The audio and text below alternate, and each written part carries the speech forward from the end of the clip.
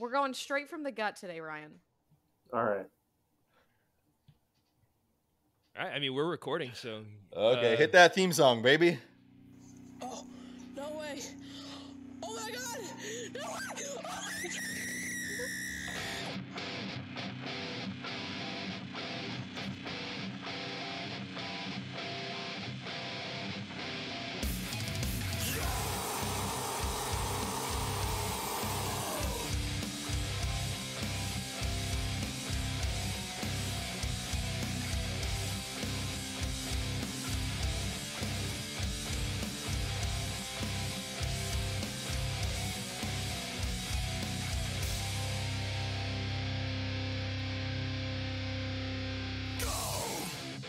Welcome, everybody, to episode 147 of 1 million of the Serial Chillers podcast.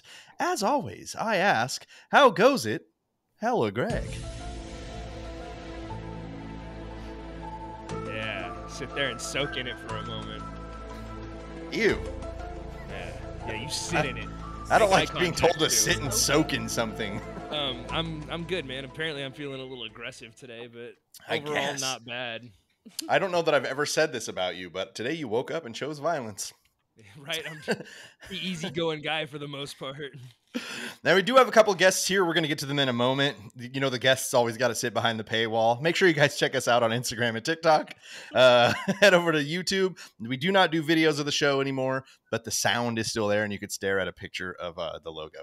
Patreon and donation page are on serialchillerspod.com, or go to patreon.com/serialchillerspodcast. Also, join the Discord. 2 new people came into the Discord this week who were like, hey, you said, why aren't you in the Discord yet? And I was like, yeah, why am I not in the Discord yet?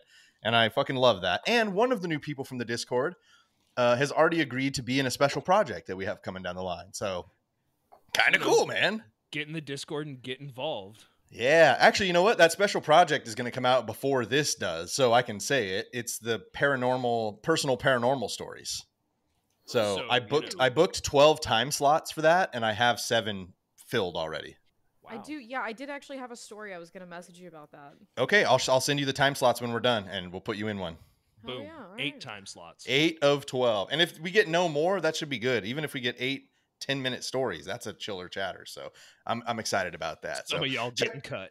Exactly. Check us out, you guys.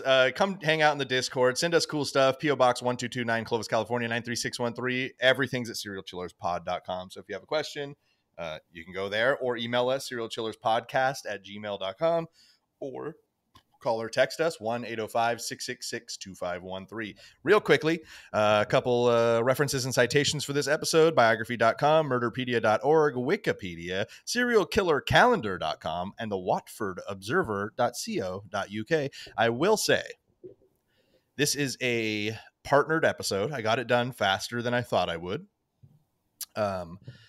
This is going to come months after the other one releases, but this is a partner episode of the Timothy Evans episode that Jax put together for us. This one was another big collaboration between she and I. I took her outline and, did my thing with it too. And so Jax and I came together and bringing you this episode here today. So big shout out to Jax, who helped with the Timothy Evans side story we did on Chiller Chatters just a couple weeks ago, or by the time you hear this, a couple months. And gave us a big hand on this one, too. So welcoming back a couple guests. Both have been on the show before, so no first-timers here. Grace, you guys will have heard her just a few weeks ago, so welcome back, Grace. Yo, hello. How are you now? I'm doing all right there, bud. Just doing the damn thing, ready to chill serially? Hell yeah. And coming all the way from the Zanzizi podcast, our best bud, Rad Dad himself. Welcome back, Ryan. Hey, dudes and lady. It's the happiest mailman in Michigan. I'm here to say I love cereal Cinnamon Toast Crunch lately. I've been really binging on it, but also chilling with my cereal homies. So. He's like, wait a second. I only heard the name spoken. Is this the kind of cereal with an S or a C? Run like the wind. Yes. Yeah. Well, welcome, guys. Thank you for being back. We're ready to play a little show. You guys know how the show works. Most of you listening know how the show works, but let me explain it for anybody that doesn't. Each week, we sit down with old friends, new friends, good friends, and bad friends to tell them the story of an infamous serial killer, something true crime, dark, creepy, unsolved, or otherwise mysterious. If you guys have questions, be sure to ask questions because I cannot answer questions about questions if you never ask questions. Are there any questions? No. Don't believe so. Nailed it. Then welcome to and let's play the Serial Chillers podcast. Yeah, I definitely God, didn't forget to click that button. It You know what though? started last second. Good timing. You were quick. That the shot trainer really helped out. You know. I just All those years of lightning raging at first person shooters, Greg, it finally paid off. Game Labs. All right. This is a partner episode. We talked about that. Oh, kitty tax. Hell yeah. So if you guys listened, and it's no pressure if you didn't, jerks if you didn't, you will know that we recently did an episode of Timothy Evans, a man who was charged with murder, executed, and then it turned out that his neighbor who was in a court case against him, or I guess kind of prosecuted against him, ended up actually being a serial killer and a murderer of his wife. And we'll kind of get to that a little bit. We'll touch on it, but we already did the episode. This killer today, tell me, have you guys heard of John Christie? I have not. I have. Chris Christie's brother? That's it. Damn it. All right. Ryan already won. Son of a bitch. 250 points. Yeah. Yeah! All right. So today we have, I believe, 12 questions. And coming at you hot, question number 1. In what year was John Christie born? Yes, that's right. In what year? I got some rasp in there this week. I can't get it. You know it. I like in the build-up, you had a very Casey Kasem thing going. In what year? This one is Grace. You can go ahead and type yours in. Ryan, you can do the same or say it out loud. Oh, God. I keep forgetting to tell people to bring note cards. Oh, wait, hold on. The way we decided to start doing it. Was, yeah. Switching off back and forth. So we'll go odds or evens to see who goes first. So, Ryan, since I can see you, you'll go first. Odds or evens? Even. Do you want me to say a number? No, it was even. Good. You're right. You're good. Okay, so you get to pick if you want to go first or if you want to defer. I'm gonna go first and say 1962. Okay. Excellent. So we'll have you. Grace, guys you can verbally answer first. if you'd like. Yeah, or you could verbally answer or type it in. Totally up to you. You said 62. I'm going to go 47. 47. Let's give Grace 250 points. I've got a scoreboard here, Greg, so no need to do that. I was talking to myself. Say, you said let's give, and I was like, the royalettes. The royalettes. Question number 1. In what year was John Christie born? Give Grace 250 points because John Christie was born on the 8th of April, 1899. Oh, whoa. In Northaram, which is probably completely pronounced incorrectly, a village near Halifax in the West Riding of Yorkshire. Yeah, it's probably Northram. Yeah, exactly. He was the 6th child in a family of 7 siblings. His relationship with his father, Ernest John Christie, who worked as a carpet designer, was quite troubled. I like to think that his dad invented the carpet design that was in the Overlook Hotel, and we all know him. You know what I mean? His dad was a carpet designer? Literally designed the things you would like.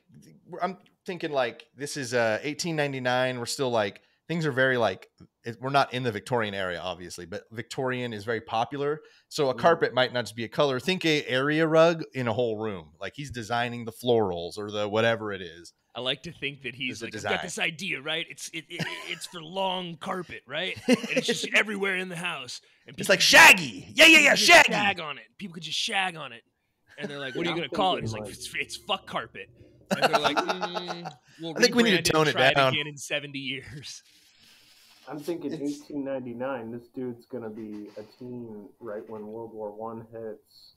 So the whole world is gonna be calamity. He's 6 or 7. His dad probably doesn't give a shit about him.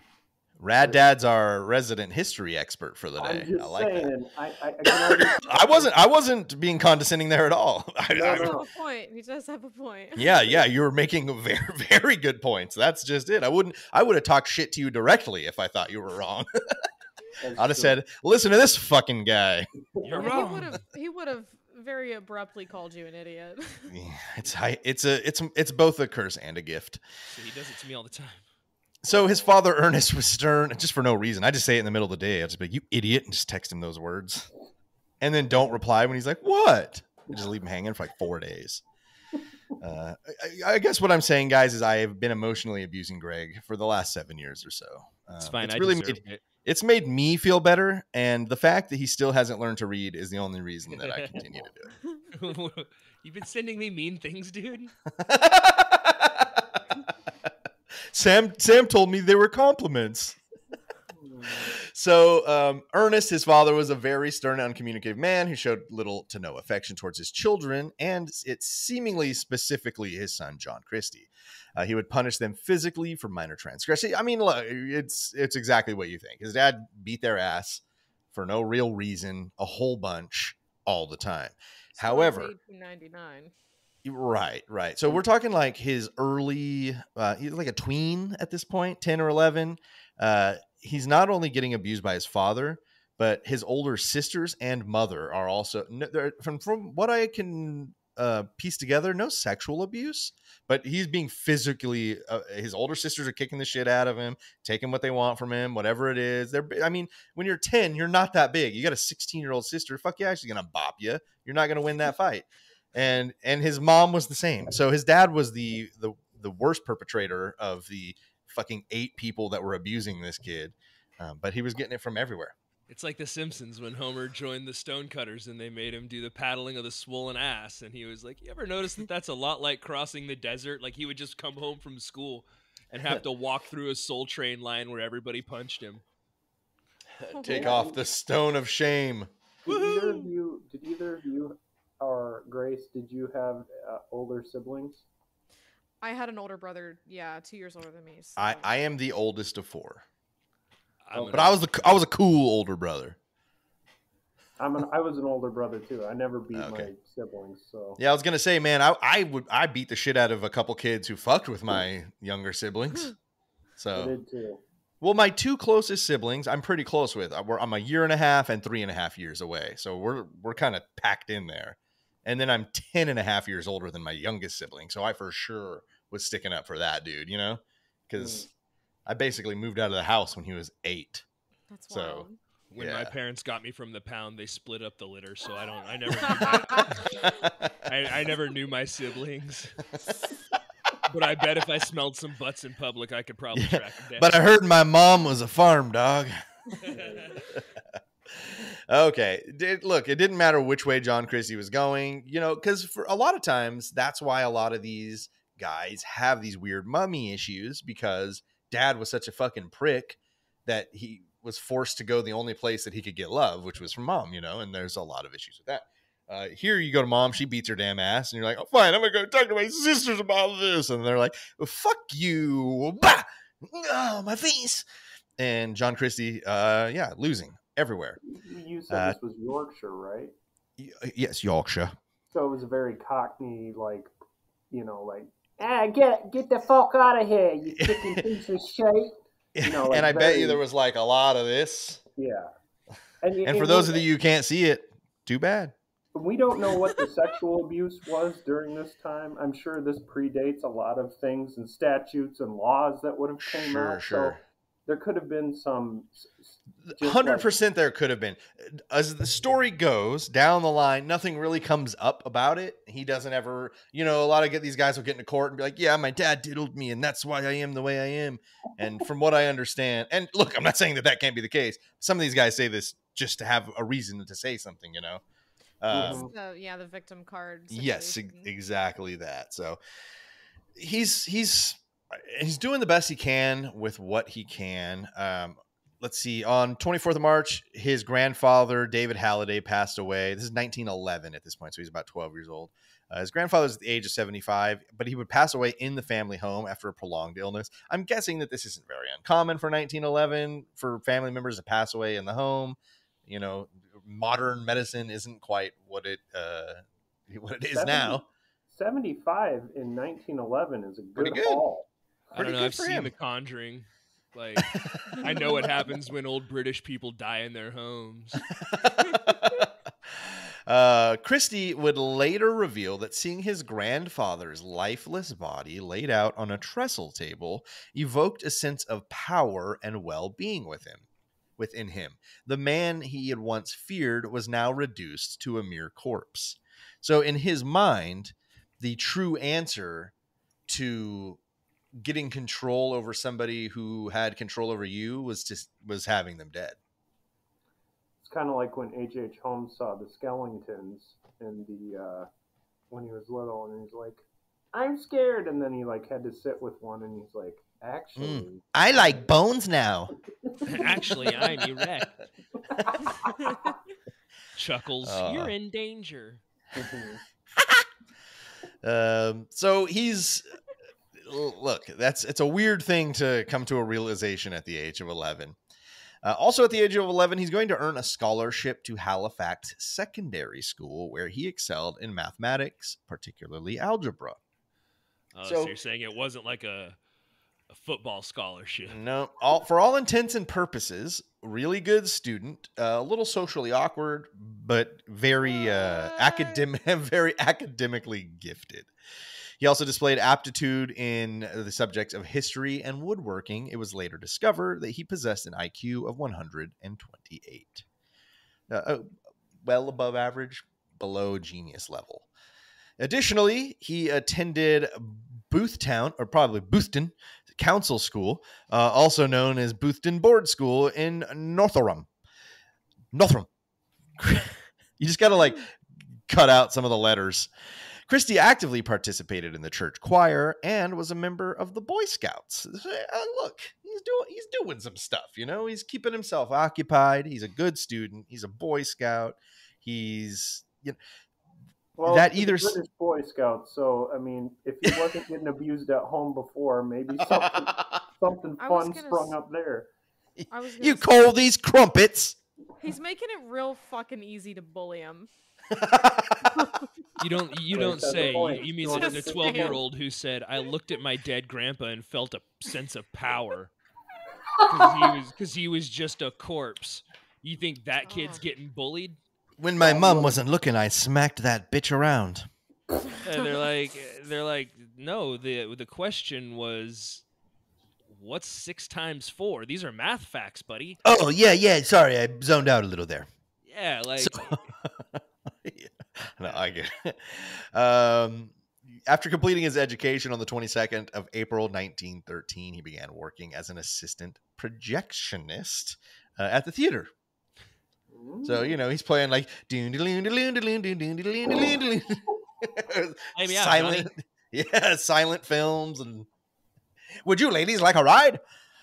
I've heard of this guy named Buster Keaton. He's a hoot.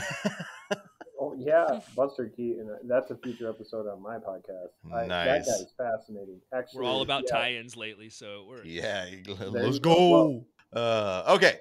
So, projectionist, movie theater. In his later years, Christie's childhood acquaintances described him as an introverted individual who kept to himself and was not particularly well liked. Oh, that's so nice. I can't wait till somebody gets to speak at my funeral.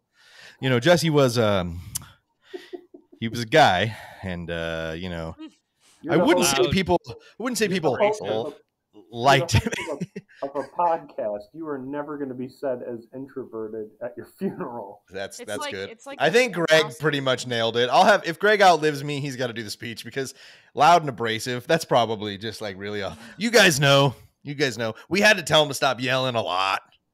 No, not at anybody particularly. He's just yelling really for no reason. Just at clouds. The USB drive, be like, so here's some B-roll to show you the kind of person he was. And it starts out with, "Look at me, I'm Peter Pan. I'm a little boy forever. Damn it. There's the intro. Grace, you just lost it. Sorry. So, okay. This is probably my favorite question of the night. We're leading right up to it here. His struggles with impotence would begin during his adolescence, with his initial attempts at sexual encounters resulting in failure. Say it again. I said a serial killer with impotence? No way. This is not going to get violent. I swear. I don't believe you. Listen, it's nice if, let's say, you're suffering from impotence and the lady that you're with is confidential, and you guys can get through that together. Generally, it seems like in this case that they weren't. So, consequently, his peers learned all about his impotency and labeled him with what he called derogatory nicknames. Isn't that the one where you pee? I think you're talking about incontinence, Greg, which is not the same thing. I love the way that you said that, like, so sweet and just like, hey, well, my friend, like, we were the English chaps that were like, yeah, your pecker doesn't work, does it? Well, here's the thing, is Greg, despite his outward showing of an idiot sometimes, is like one of the top 3 more intelligent people. So to see him truly have a question just now was like, oh yeah, this is refreshing. No, Greg, it wouldn't get hard. Wouldn't get hard for him. Question number 2. 2 of these are real nicknames. John is cited as being called. 2 I made up. 250 points for each correct answer. All right. So I need 2 answers from you guys. 2 of them were real nicknames he received in high school. 2 I made up for him. Is it A, Reggie No Dick? B, Soft Christie? C, Floppy Dong John? Or D, Can't Do It Christie? Oh my God. Reggie, his middle name's Reginald, by the way. So Reginald No Dick, Soft Christie, Floppy Dong John, or Can't Do It Christie? Oh my God. I'm going to start writing questions where I can just retroactively bully people too. So one more time, A is Reggie No Dick, B, Soft Christie, C, Floppy Dong John, and D, Can't Do It Christie. I believe it is Ryan's turn to go first. I Greg? went first last time. If you Okay, all right. Okay, Grace, you go first. I'm feeling Soft Christie. I feel like based on the time period, I think they wouldn't get too creative with it. Okay, So- Soft Christie, give me 2 answers, though. 2 of these are correct, 2 are incorrect. Shit. Soft Christie, Reggie No Dick, Floppy Dong John, Can't Do It Christie. Ooh. I'm going to go... Ooh. I think the first one. Okay, Reggie No Dick and Soft Christie. I feel like Right. I could hear a bunch of Cogni kids going, "Oh look, there goes Soft Christie." Yeah, right? That's what I'm saying, bro. What makes me mad about this is, like, fuck you kids. Are y'all just walking around with fucking boners blowing loads everywhere? Were you not a Yeah, I'm teenager? sorry I I was had a gonna bad say, day. in the teenage years, maybe a little bit on accident. They haven't invented Amazon. I didn't get the Kama Sutra from fucking India, kids. What was It's that like, line from American Dad when Stan dies and he's like reliving all his past accomplishments and meals and everything, and he's like, "Not that it mattered, but I had that little extra bit of confidence that you get knowing you could get hard all the way to the tip." All right, Ryan, what do you think? Reggie No Dick, Soft Christie, Floppy Dong John, Can't Do It Christie. Obviously, you can take some of the same answers if I you believe mean, them to be correct. I think she's right on Soft Christie, but then I think her 2 guesses are actually what it is. But what was the last one again? Can't Do It Christie. I Yeah, like that one. That's it. You know what? I'm gonna go that one and Soft Christie. Okay, so you say B and D. Grace says A and B. We're going to give both of you 250 points. So you each got 1 correct. Reggie No Dick and Can't Do It Christie were real. Soft Christie and Floppy Dong John were me doing some retroactive bullying. I Soft particularly Christie's liked pretty Floppy good. Dong John. I don't know. I feel like it rolled off the tongue nice. I feel like that one was too Jesse, though. Dead giveaway, bro. Floppy Dong John! All right. Dibs on that for my next gamer tag. We I need to better get, scoop it up now, buddy. I'm already on the internets. We need to get Blue Chew on the line so you get a good sponsor now. I mean, we're talking about impotency here. Yeah. True. This is the episode for it, man. Yeah. This episode brought to you by Hims. So, Are you 42 and an alcoholic? Can't get it well, up? we could get your boner working again. Oh, Believe it or not, guys, these sexual difficulties persisted throughout his life, leading him to rely primarily on the services of prostitutes because he didn't want to get too close to somebody he knew and would tell people, you know? So he's like, well, the prostitute, who the fuck do they know? Like, they're not going to tell anyone. Could They you probably dealt imagine, with way though, worse than my soft wiener. They're like talking to like, I don't know, your friend also gets prostitutes and she's like, yo, I knew this guy, right? Floppy Dong John. Yeah, he just couldn't make it happen. You probably know him. He's seems like a mate of yours. And then just name checks you like that and tells Oh, everybody your yes. business. It could Oh, happen. is he an introverted projectionist? Yeah, I know that. So, interestingly, this is a fun fact. A post-mortem examination revealed that John Christie's genitals were physically normal. Generally, impotence is caused by some physical issue, whether it be a narrowed tube or even a cinched or pinched tube. I know Hank is... He's got a narrow urethra.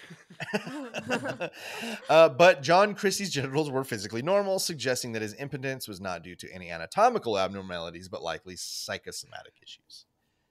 So, you got a little too nervous. Look It at would me. have been I can only nice- finish if you look at me. It would be a nice thing if history was rewritten with kindness, and those kids were like, "It's okay. You just got a narrow urethra. It's fine." In September 1916, amidst the backdrop of the First World War, or the Great War, Christie enlisted in the British Army. Why? He was subsequently called up on the 12th of April 1917 to join the 52nd Nottinghamshire and Derbyshire Regiment as an infantryman. Nottinghamshire? Come on. Nottinghamshire.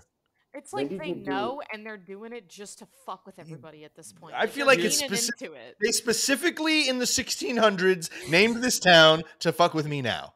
Well, it's because you're making it too many syllables. That's why I said Nomshire. Yeah, it's Nottinghamshire. Yeah, no, I don't even think. I think that's too long. I guarantee you, if somebody were to come in from, dude, next week we have Zydo. I should have saved this because we have an Englishman on next week. Oh, So, damn.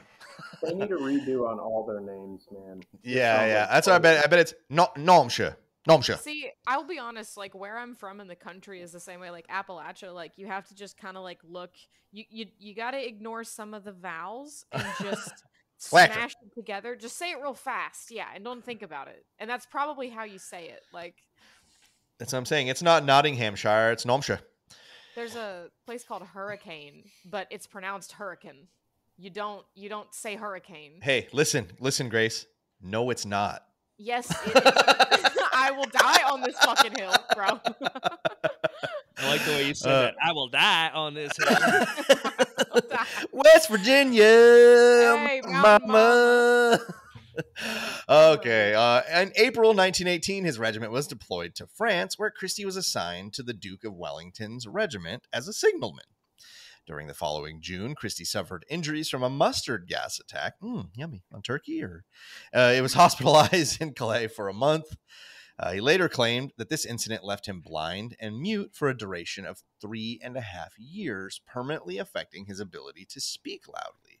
However, researcher Ludovic Kennedy, which we will probably remember from the Timothy Evans episode if you listened, in his writings noted that there is no documented evidence of Christie's blindness, and some people counter the fact that he was ever even in a mustard gas attack.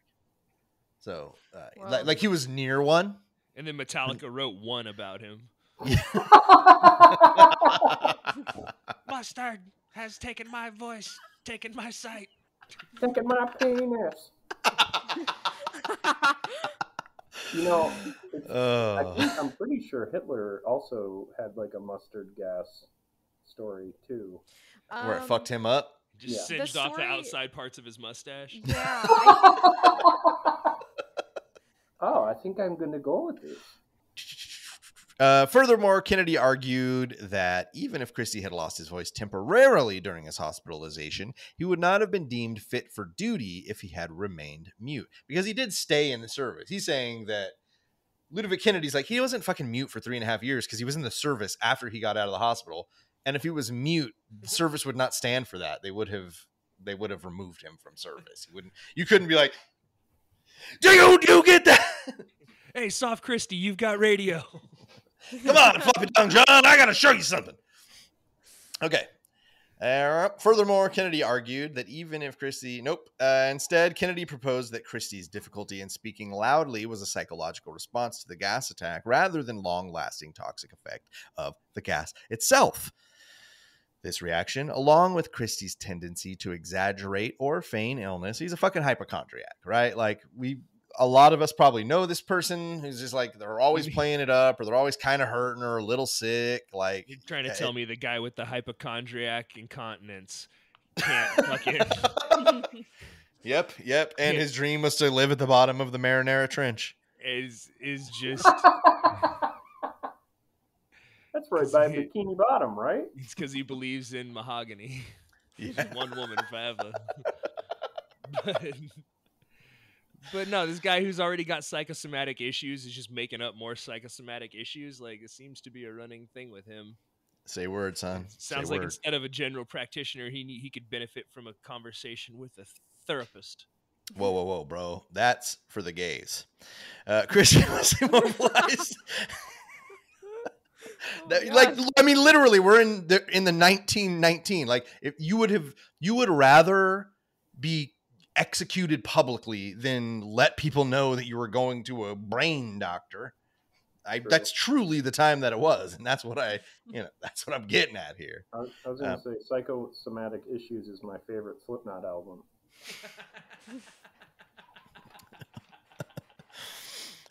God damn, that was good. Christie was demobilized from the Army the 22nd of October, 1919. So he served 2.5 years. Question number 3. John would eventually find and take a bride. What was her name? Was it A, Meredith Jones, B, Eustace Mays, C, Ethel Simpson, or D, Poppy Craig? Now, I'm going to tell you guys, on a lot of these questions, I went and did research. Like, I think I have one about an address later. I just looked up a bunch of addresses. This one, I was like, what were popular women's names in the 20s? So Meredith Jones, Eustace Mays, Ethel Simpson, or Poppy Craig. Okay, so I think it's my guess this time first. It is, yeah. Yes. Okay. I'm going to go, what was the second one? Eustace Mays. I like that, even though it sounds like a baseball player. I'm going to go with it, though. Does share the last name, does indeed. Yeah. Okay. Meredith Jones, Eustace Mays, Ethel Simpson, or Poppy Craig? I'm going to go with Ethel, actually. I'm going with the other Simpson. E. Ethel Simpson. I thought people might be drawn to this name because of the name Simpson, but it is, in fact, the real name. Oh. So 250 points to Grace. I was like, man, it's tough. What can I put in here? But I was like, nah, I'm just going to go with more authentic names. Because I thought about just doing like TV last names on all of them. I was going to say, I feel like that's what made me pick it too. Damn it. I should have gone the other way. I should have gone less authentic, more pop culture. I knew that had to be the right answer because, there's no way you would go with Simpson if it wasn't the right answer, because that's too obvious. It's like Long John John, it's like dead giveaway. I was doomed before I ever started, god damn it.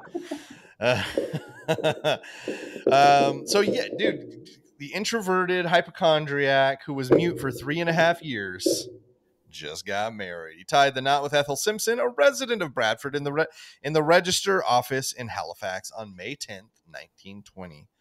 And he joined the Royal Air Force on the 13th of December, 1923. So he jumps into the Air Force after his stint in the Army, but was discharged just about, 15 year and a half later. So he's discharged after 1.5 years.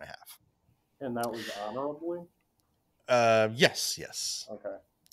Despite being impotent, he continued to seek the services of prostitutes. And, basically, he didn't want to embarrass himself with his wife still. So he was like, well, I'll go embarrass myself with prostitutes. Ethel, he and Ethel still attempted sex, and occasionally he could make it work. And actually, Ethel was able to get pregnant, and then unfortunately quickly had a miscarriage. The couple separated after this miscarriage. There's a lot of fighting. They're about 4 years into it, and Ethel's really not feeling the John Christie experiment anymore. So she bounced out. She was working at the Garside Engineering Co. and later at English Electrical Co. in Bradford until 1928. In the same year, she and her siblings relocated to Sheffield, and Christie moved to London in 1923 and spent the next 10 years in and out of prison, while Ethel stayed in Yorkshire with her family. He was released from prison in January of 1934 and reunited with Ethel, and they moved into a home which would become a rather famous address. Question number 4. What was that address? Was it A, 10 Rillington Place, B, 10 Downing Street, C, 10 Adams Street, or D, 28 Hyde Park? See, now, if you guys had listened to our episode that came out. Oh, this would be a cakewalk answer. Fuck, man. You losers, you didn't listen, jerks. I know, Yeah. I'm a piece of shit. I know. See if you get priority to come back on the show. Do you listen to it? Only the episodes I'm on, only to the bits that I'm talking. But yeah. No, I've not taken any road trips. So I haven't been listening to a podcast. Man. Oh, 'cause it only works in the car. I get it. Dude, no, Greg, no. Fuck. I thought we only retroactively bullied on this fucking show, man. What happened? I am. Yeah, we I'm can bullying bully her you next at week. the We got to bully her retroactive next week. happened. Yeah. At least let me get out of here clean, man. So we got 10 Rillington, 10 Downing, 10 Adams, and 28 Hyde Park. I'm going A. Rillings, 10 right? Rillington Place. I like that one. It's very posh. I'm going to Right. say D, Halifax. Hyde Park? Oh. 28 Hyde Park? Oh. That's the one you want? Oh, he knows. He knows. Yeah. The correct answer is A, 10 Rillington Place, which is John Wow. Christie's home. 10 Downing Street is the office of the Prime Minister.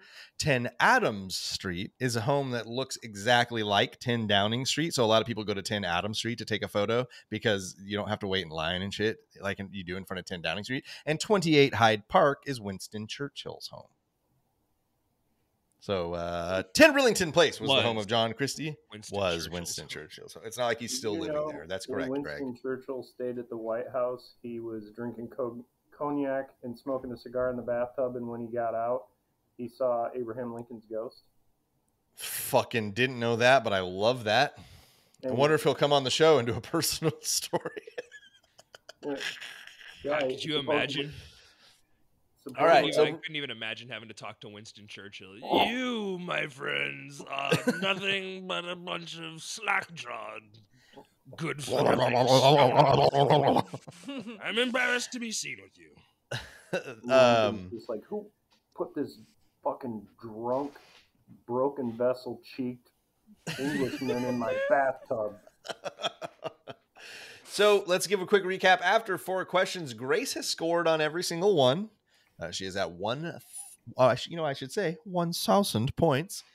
Ryan at 250. We are only 1/3 of the way through, as I like to say. Plenty of time. So, where's my mouse cursor? Here we go. 10 Rillington Place is the place. Member? I typed this into the thing. Member, guys? Member? Yes, the Timothy Evans Chiller Chatter from November, because by the time we hear this, we're going to be well into or close to January, I think.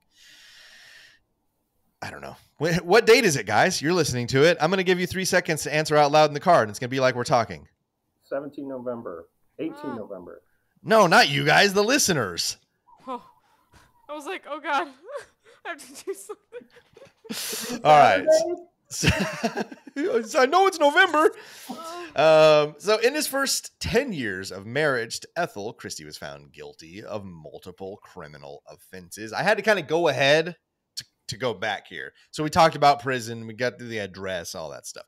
In the first 10 years, he's in a lot of trouble. He began his career as believe it or not, Ryan, a postman in Halifax on January 10th, 1921. And his initial conviction was for stealing postal orders on February 20th and March 26th of the same year. I understand that's quite a big deal. Not really allowed to steal the mail. Nope. Personally, I would change that rule if I were the guy in charge, but I'm not. And that's probably why I'm not. It's the fucking Wild West out here. You're like, no, they had the postal service and they were great back then. Had the trains and the hooks and everything. So, as a result, he was sentenced to 3 months in prison on April 12th, 1921, and served his time at H.M. Prison, Manchester, before being released on June 27th. Christie was then found guilty on January 15th, 1923, of obtaining money under false pretenses and violent conduct, for which he was bound over and placed on probation for 12 months. I didn't really understand exactly what the charge obtaining money under false pretense was. Like fraud, I'm guessing. Yeah. It's the English way to say fraud. Okay. All right. Very good. I'm fancy. So that's why we fought for our independence, so we could just say fraud. So we didn't have to say the whole fucking thing and didn't have to have all those forks and all. In 1924, he committed 2 more larcenies and was given consecutive sentences of 3 and 6 months in H.M. Prison, Wandsworth. And on September 22nd of that year, that's when he went in, on September 22nd. On May 13th, 1929, after working as a lorry driver for over 2 years, that's a truck driver for all us Americans, Christie was found guilty of assaulting Maud Cole, with whom he was living at 6 Almeric Road in Battersea, and was sentenced to 6 months of hard labor. He had struck Cole over the head with a cricket bat, which the magistrate described as a murderous attack. So he basically went to prison for a little while for attempted murder. This is such a British crime, I feel like. You know what's funny about that? I love how, like, they considered bashing someone over the head with something really hard a murderous attempt, but, like, didn't believe fucking head trauma existed at the time. Like, think about that logically, you know what I mean? Little CTE, they're like, no, that's not a thing. Yeah, okay, that only became a thing like 7 years ago. This show might be older than CTE, like, according to the NFL. Or not, you know? I like to think that when he was like, what did he use? And they're like, a cricket bat. And they're like, and how was it? And he goes, it was a hell of a swing. I was gonna say, they just compliment his like, form. Just he took some good cuts. It was, we could use some men for the national team. Do you think he's up to the par? Listen, a cricket bat to the head was considered a murderous attack. He was sentenced to 6 months of hard labor for it. He had to break rocks on the side of the road. Well, finally, on November 1st. Yeah, fine. I didn't think about how karmic that punishment was. Oh, you like to swing, do you? Well, put a pickaxe in his hand. Finally, on November 1st, 1933, Christie was found guilty of auto theft. He's just like, I'm taking it. Just fully screwed. This one's mine, boys. He was re-imprisoned at H.M. Prison of Wandsworth for 3 months. In 1934, Christie and Ethel reconciled after his release from prison, but he persisted in visiting prostitutes to this day. So, like, he got out of prison. He's like, baby, did you wait for me? She's like, I did. And he's like, You're okay, cool. I'll be right back. I'm going to head downtown for like 3 hours at 2 a.m. Don't worry about it. Don't ask questions. Let's just get right back to where we were. Also, did you hear why I was last in prison? I have a great swing.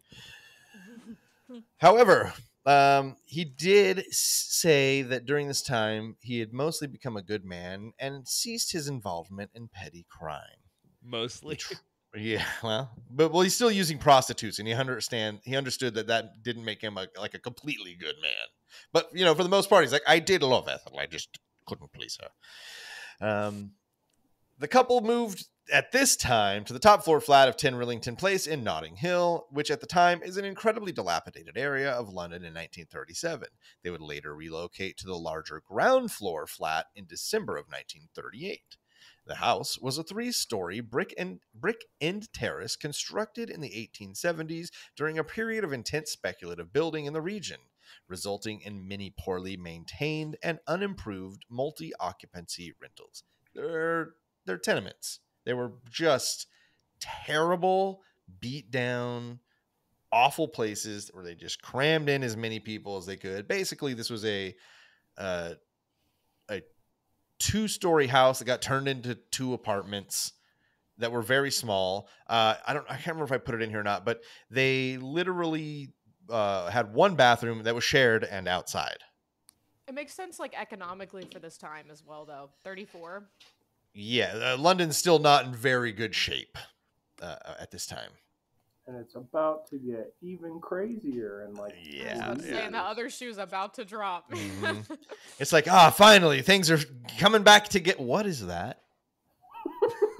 It's just like a massive black eagle in the sky. Like,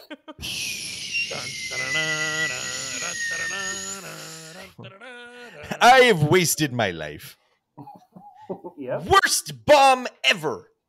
he's like, no, guys, you don't understand when he like gets when he's going to get convicted, right? He's like, no, you don't understand. There's people worse than me. There's Nazis. yeah. Like, he's Don't like, you I'm not the see? biggest fuckface right now. I'm not the concern. That's his entire argument. Look how low Exactly. the bar is. So later in police reports, the house would be described as squalid. The street was located near an above-ground section of the London Underground, so not underground, Metropolitan line. Now the Hammersmith and City and now it's called the Hammersmith and City and Circle lines. The train noise would have been, quote, deafening for the occupants of 10 Rillington Place at the time, because it's the tube, but it's come up above ground for this portion. So I like to it's think they live in the tunnels like the mutants from Futurama. I have yeah. a feeling this is going to tie into his ability to kill people, is like the lack of like audio awareness for people in this area. I like your theory.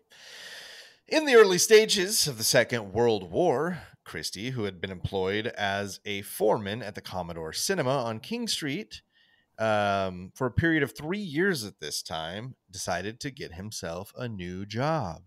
Question number 5.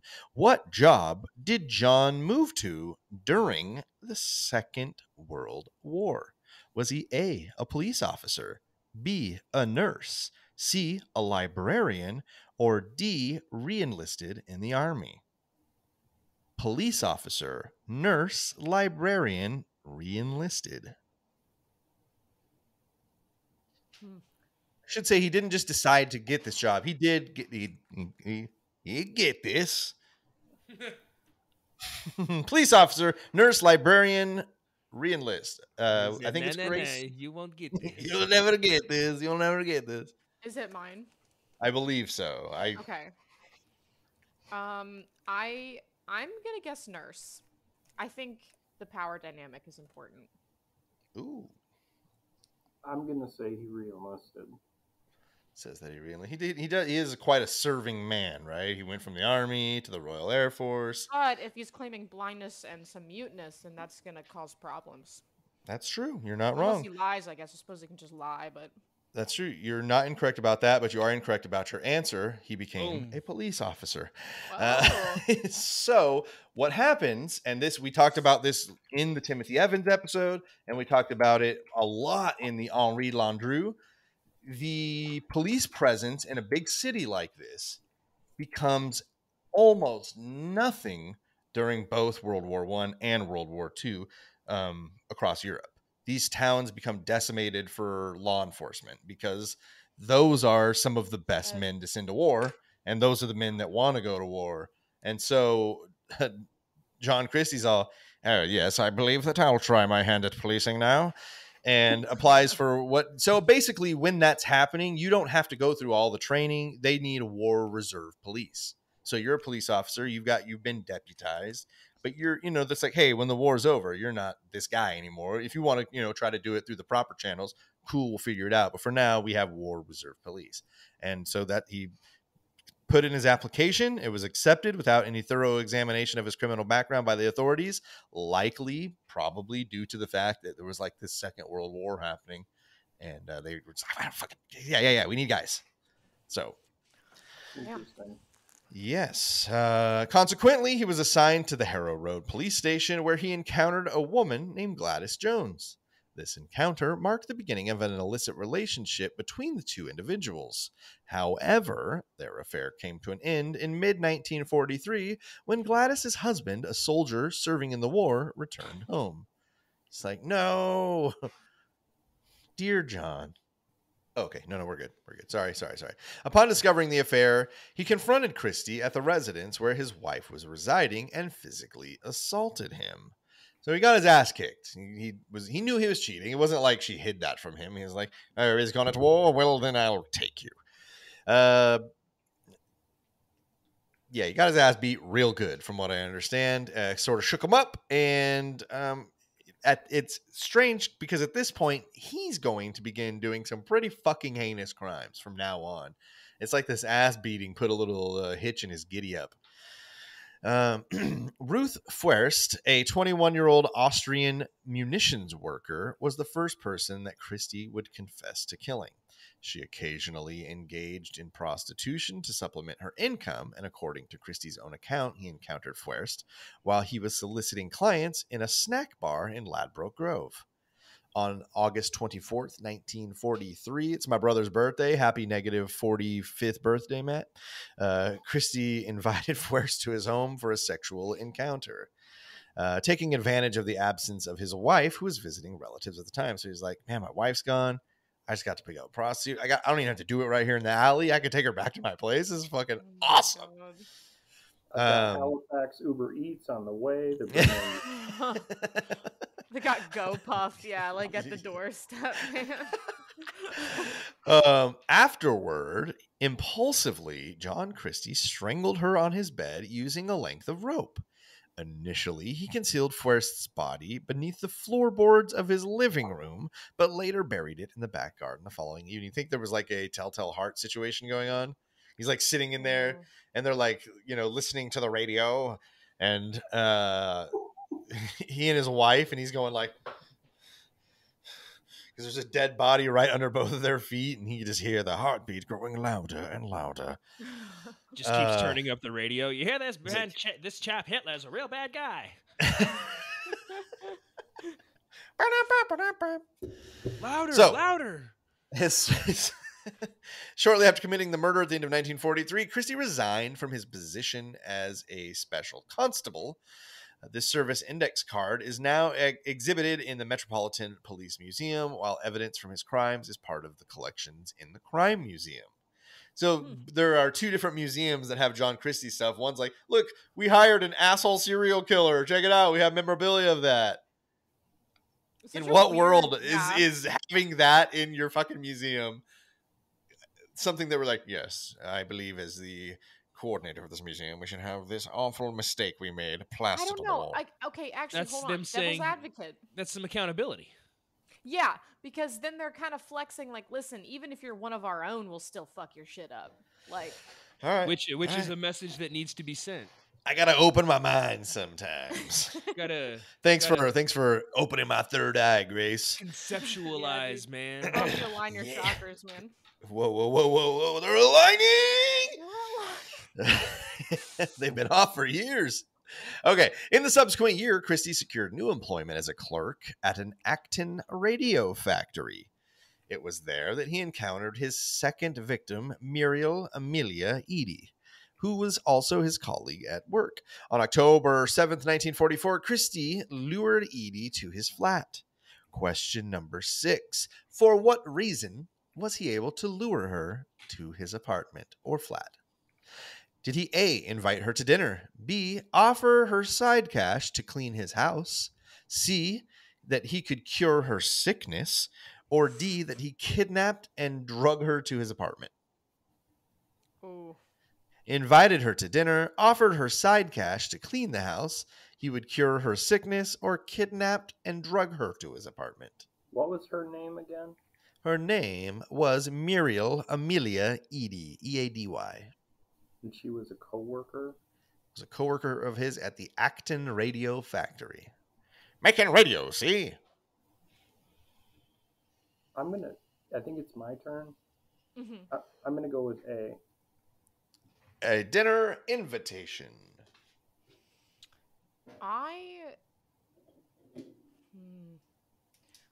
I want to say he offered her cash. Cash for cleaning? Mm-hmm. It seems pretty altruistic for a serial killer. Yeah, but you got to lure him in somehow, Yeah, right? but maybe you never go he's to a being second smart location. about it. That's true. Well, the answer to question number 6 is that John Christie had promised Muriel Amelia Eady a special mixture that could cure her bronchitis. She had a bad cough, and he's like, I'm sort of a doctor myself. I was just going to say, I could see maybe somebody saying, hey, you need to earn some side cash, like my place could use a cleaning.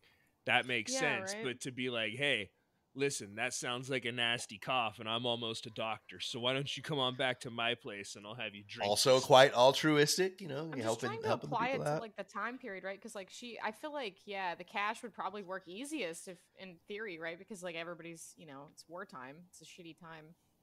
But if you're sick, there's also not a lot of doctors around because they are True. also at war. So you're like, True. fuck, who's Also- going to cure this bronchitis? He would claim that she needed to inhale a mixture from a jar with the Ugh. tube inserted in the top. Now, hang with me here. Basically, he had this mason jar, right? And there's a hose that runs into it. And inside is this pasty mixture that basically when you suck it, it starts to create vapors and you'll pull them through the hose. You're breathing through a mask. So it would show he would help them hold the mask on. So he'd be like, just relax, close your eyes. And this is a legit, it's like I was reading up on it. It's called Friar's Balsam. You guys can look it up if you want. But it's a very strong, it's like an herbal thing. There's like things that come from like trees that are super gnarly when they're ground into powders and mortar and pestle. And basically, like it is it's a old world remedy, let's call it. So she just thinks this guy's smart enough to make friar's balls out of tree stuff. Well, I was gonna say it's an expectorant which like allows you to cough up mucus, so it's good for like upper respiratory issues. So bronchitis. So he's like, okay, do that. The thing about it is that there is a second hose running into the jar. Oh fuck. Which no one, obviously, like, who is going to think anything of that? He's here to help. So she's breathing. And he's like, just lay back, relax, close your eyes, and just breathe this for a while. So they do that. And she would sit breathing the concoction. And with her back turned, Christie would then either insert a second tube, or the other way he would do it would be to unclamp a hose from the second tube would already be inserted. And into the jar, that hose was connected to a gas tap.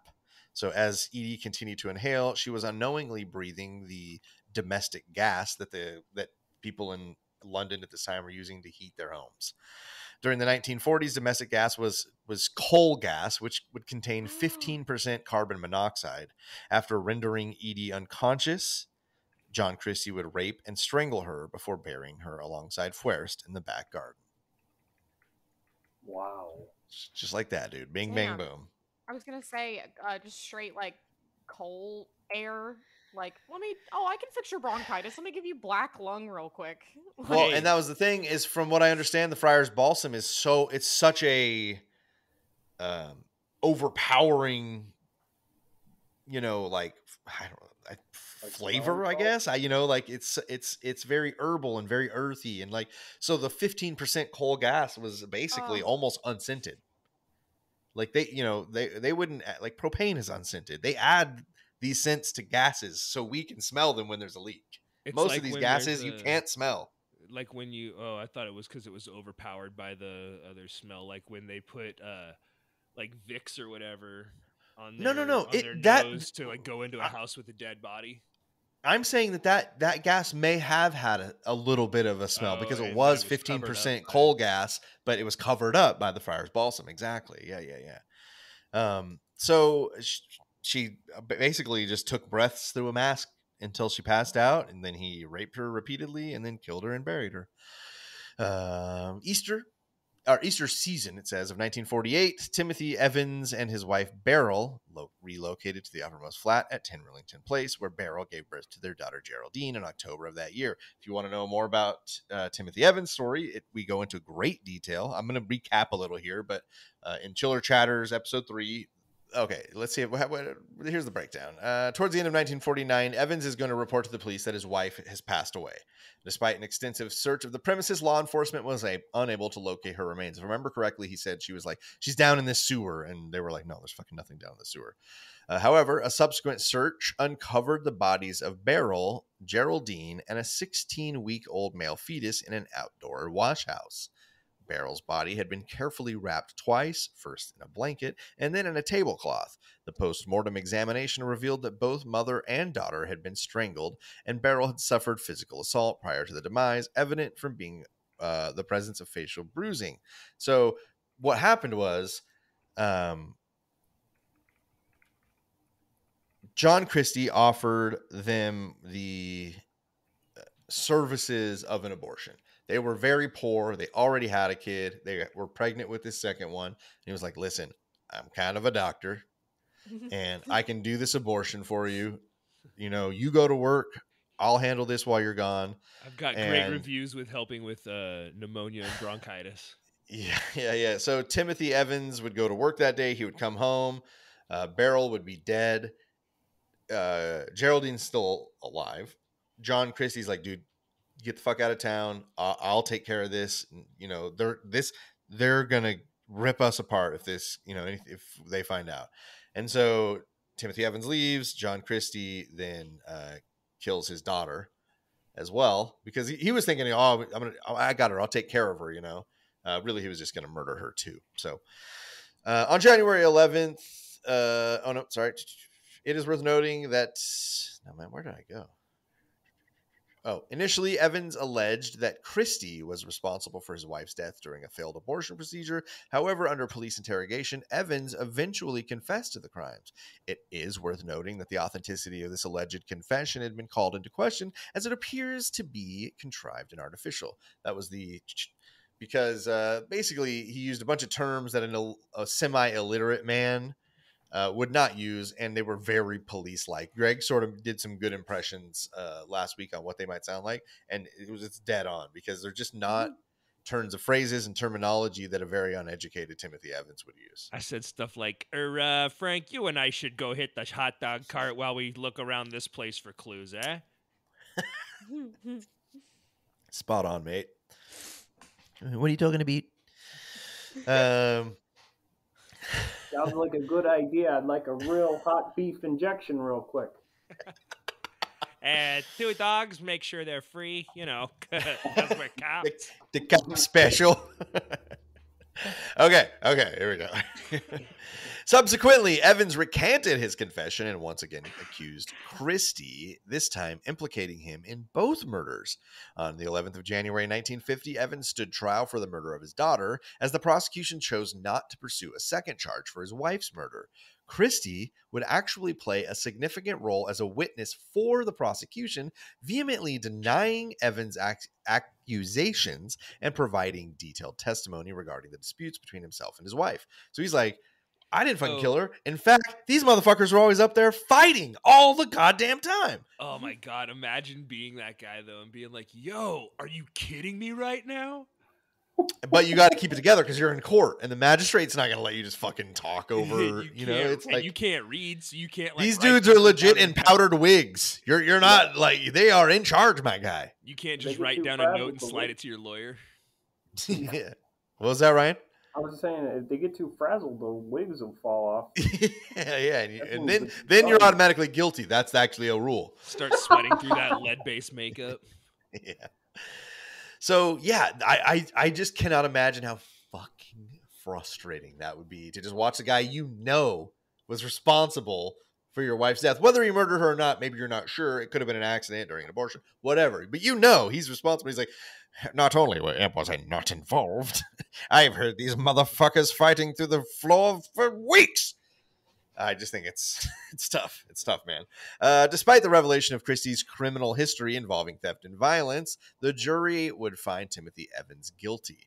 Originally scheduled for execution on the 31st of January, Evans appealed the decision. However, his final appeal on February 20th proved unsuccessful and was ultimately hanged at HM Prison in Pentonville on the 9th of March, 1950. So it was like 2.5 months after he got prosecuted, couple He got appeals. Yeah, hard. Question number 7. How did John Christie react to the Timothy Evans verdict? Is it A, stoic? Just, he's John Christie. Stood there, took it in stride. He smirked at Timothy Evans. Gotcha. Did he cry hysterically? Or he wasn't there. He was just there on the day he was a witness. See, I'm glad I didn't stab, because my guess would have been he got an erection. What did he meet the verdict with stoicism, smirk at Timothy Evans, cry hysterically, or he simply was not there on the day of the verdict? I think it is Grace's. I'm gonna say he smirked. What was the first one? Was stoic, right?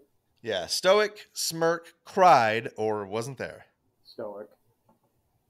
Stoicism and a smirk. He cried hysterically. Wow. Yeah. Wow, so he is a pussy. Okay. I think what he was playing, it was an act, in my opinion, because he's like, because in his witness statement, he was like, yeah, he's my friend, but they are up there fighting all the time. And, there is things happening that are beyond my control. But I, as a friend, I do love Timothy Evans. So I think that's what it was. It was like, I didn't want to have to be a witness against you, but could I lie when you murdered your wife? So he's in the, and I watched this great documentary, and it had like a lot of reenactments from it. And the actor who played Timothy Evans in it, I was like, bro, who is this guy? This guy fucks. Like, he was such a good actor. The fucking face, the death stare he gave the guy who was playing John Christie was so good. I was like, bro, I got to see this guy in more stuff. And so I put it aside. I'm going to IMDb this guy, see if he does any acting. I just looked it up. His name's Hugh Grant. I've seen him in some stuff. He's not great. He's not great. Well, okay, so after 7 questions, it is 1,000 to 250 in the favor of Grace. Plenty of time. Still plenty of time. This seems like, honestly, like that concept of a serial killer framing somebody for murder seems like it should be a movie, just like the guy that was the Newlywed Game guy that was the killer that was on there. It is, and it's called 10 Rillington Place. Really? Yep. Interesting. Well, there you go. I've never seen it. I'm sure that it's wildly inaccurate and is totally Hollywooded up, but it is technically a movie. Do British movies go through Hollywood? I don't believe that it was a British movie. I believe that it was an American-made movie about a British story. No, British people take over American film. Get the fuck back to Corkshireville or whatever it is. Put on your brown shoes and eat your fucking pudding. Yeah, we got Pitchfork still. Okay, so by promising her a special mixture, wait, what did I scrolled up too far. It's like, what? We read that a long time ago. During Evans' trial, Christie had secured employment at the Post Office Savings Bank on the 21st of May, 1946, serving as a grade 2 clerk stationed at Q. However, his past criminal record was discovered, leading to his dismissal on the 4th of April, 1950.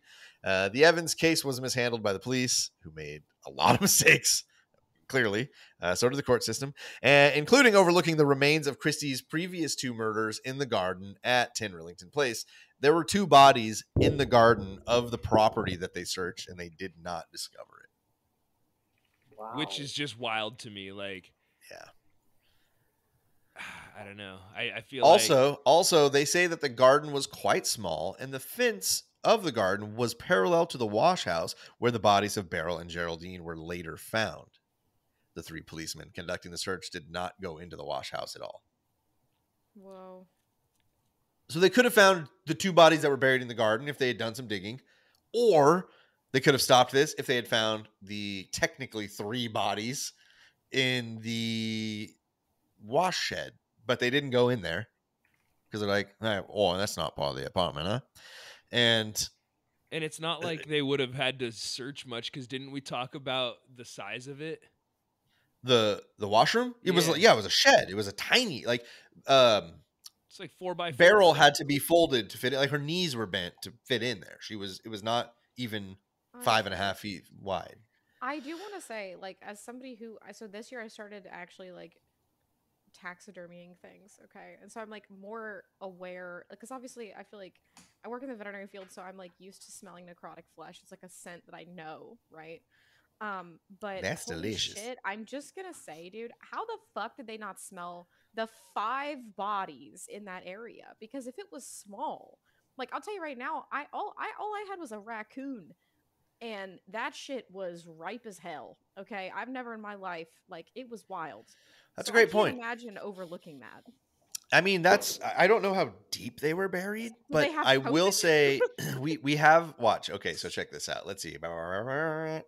Although the garden was examined, it was not ever excavated, which was totally within their capabilities. That they had the equipment to do that kind of stuff. Damn. Christie later admitted that his dog had recently, around that time, unearthed. I can't remember her first name. Was it Edie's skull in the garden shortly after these police searches. So after the police came, his dog pulled a skull out of the garden. So that's how deep they were buried. Oh. His dog dug it up. He didn't bury it back. He took it and threw it into an abandoned, bombed out house near St. Mark's Road, which we talked about last week. Some children found later. The police searches of the property showed a lack of expertise in handling forensic evidence and were quite superficial at best. Had the searches been conducted effectively, the investigation would have exposed Christie as a murderer, and the lives of Evans and 4 women would have been saved. It is clear that there was no systematic search made of the crime scene, which would have led to the discovery of human remains and pointed to Christie as the perpetrator. There were builders who worked at Rillington Place who provided evidence that was disregarded. So if you listen to the Timothy Evans episode, there were like builders who basically like, yo, we worked in that washroom on this and this date, and there were not bodies in there, and then you guys found them. So basically saying like they had to have been moved there after you came. So basically later they would confess that they had lied about it. And then it would later come out again that the police had fabricated their confessions that they had lied.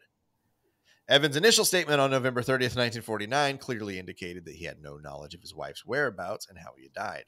He claimed that her body was either in a manhole or a drain at the front of the house, but a police search failed to uncover any remains. This should have prompted a thorough search of the entire property, including a residence, wash house, and garden. But again, that did not happen. However, with no further action was taken until later when the 2 bodies were discovered in the wash house.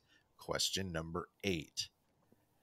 What was one bit of information that authorities left out to Evans, believing him to be guilty? He's being interviewed at this time. He's at the police station. He's cooperating. Once he's gotten back, he kind of went on the lam for like a week. Came back, fully ready to work with them. But there's this piece of information now that they've discovered Beryl and Geraldine. What was the one bit of information that authorities left out to Evans, believing him to be guilty? Was it A, how his wife had been found? B, about some like incredibly damning evidence? C, that his daughter was already dead? Or D, who had found his wife? So they're keeping something from him as they're interviewing him. How his wife had been found? Some piece of damning evidence, that his daughter was already dead, or who had found his wife. Oh.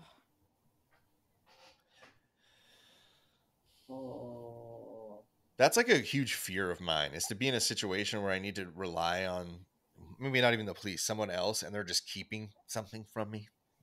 No, no, that's terrible. Yeah. I know. I wonder what that really means about my psyche. Someone let me know.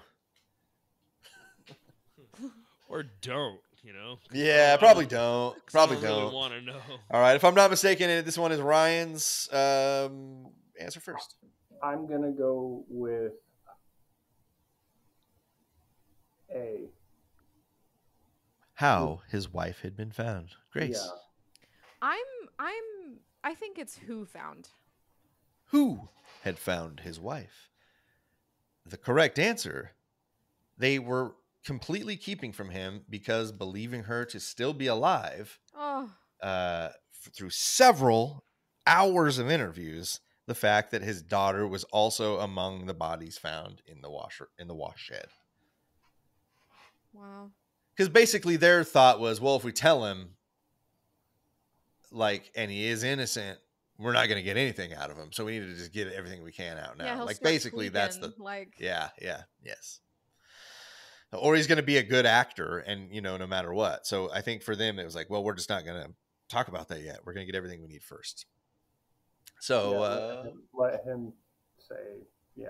I mean, that's Yeah. kind of like an investigator tactic anyways. Is to... Right. That's just, God, that'd fucking suck if you were innocent, which he was. He didn't know. He knew that John Christie had taken the body and done something with it because he thought they would all be in a lot of fucking trouble. Because John Christie was like, we were doing abortion here, dude. We're like, they're gonna execute us if we. So, you know, and again, not that it's an excuse always, but Timothy Evans, not a very intelligent human being. The police interrogation was in London and mishandled from the outset when they revealed that Evans, that the clothes of his wife and baby had been found in the wash house. This information should have been withheld to compel Evans, who can disclose the location of the bodies. The various confessions that Evans allegedly made contained questionable language and phrases that were inconsistent with his uneducated working class background. For instance, the use of high register language, such as terrific argument. Like, these are the things, like, those words were they were like, Timothy Evans didn't fucking say the phrase terrific argument. Yes, and then he looked at me and said terrific argument, and in reality he said, you talk good. This seemed like it was out of place for a distressed young man like Timothy Evans and were likely invented by police much later. Ludovic Kennedy comments made long after the truth about Christie had come out, which would support this assertion.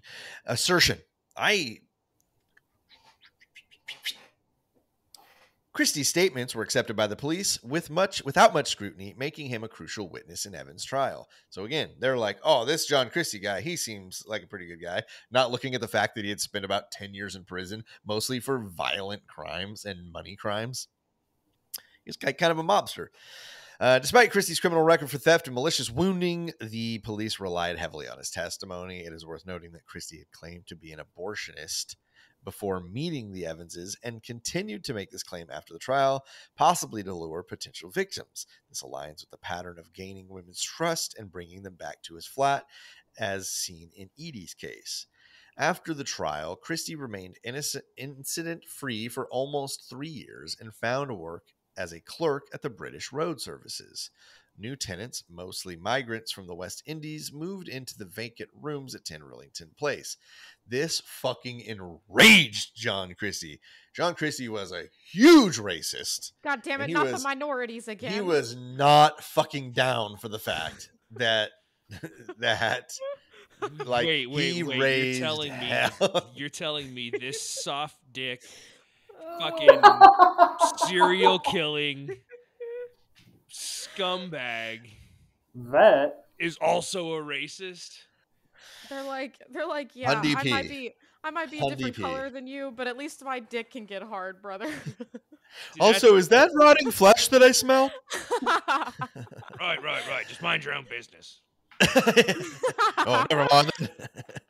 So tensions between the neighbors would escalate often, and Ethel would be prosecuted, or she would it says prosecuted. She would say that one of them assaulted her.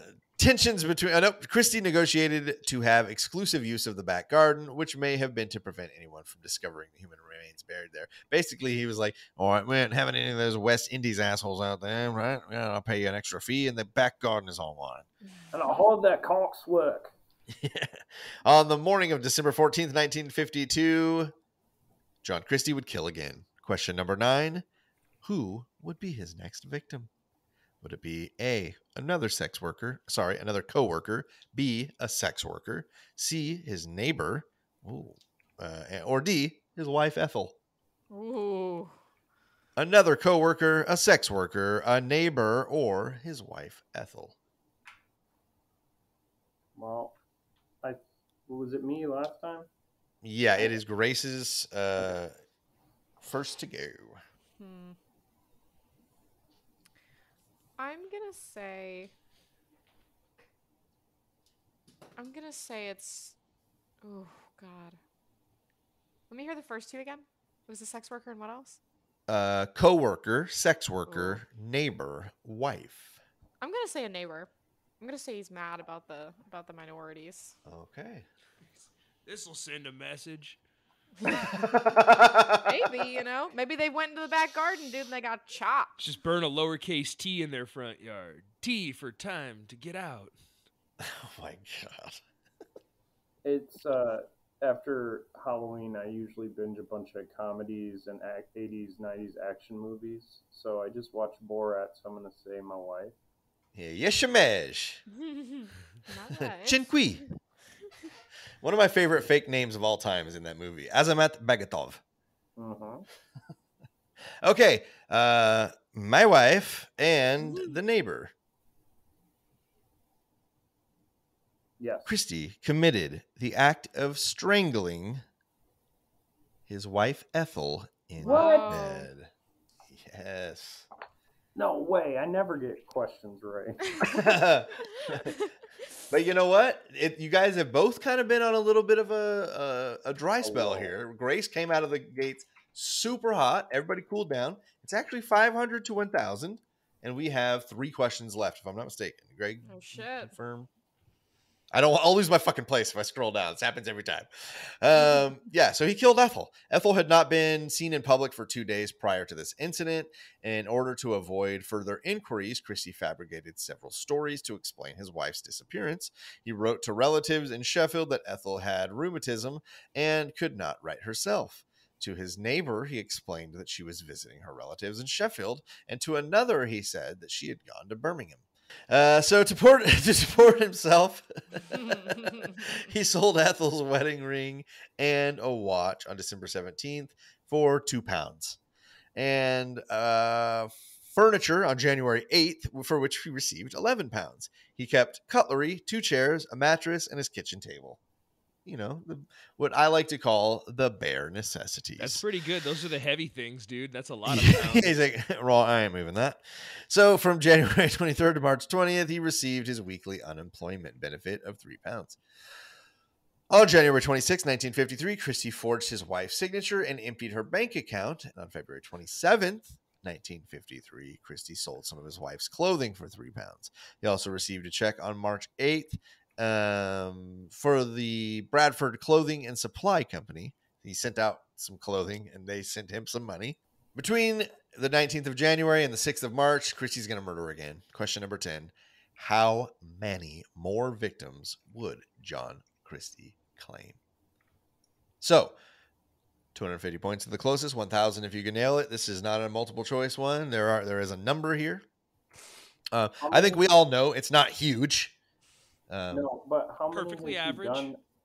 How many has he done up to now? It's 4. I'm going 5. to refrain from answering that question, Okay. and I'm going to say, I- look deep into your heart, and you probably already know it. Can I tell him? I'm open to sharing this because I've been taking notes. I'll be honest. Okay. Hey, taking notes is totally allowed. We usually say that it probably won't help, but there are definitely times where it might. So I so far have that he's killed 6 people, or 5 technically.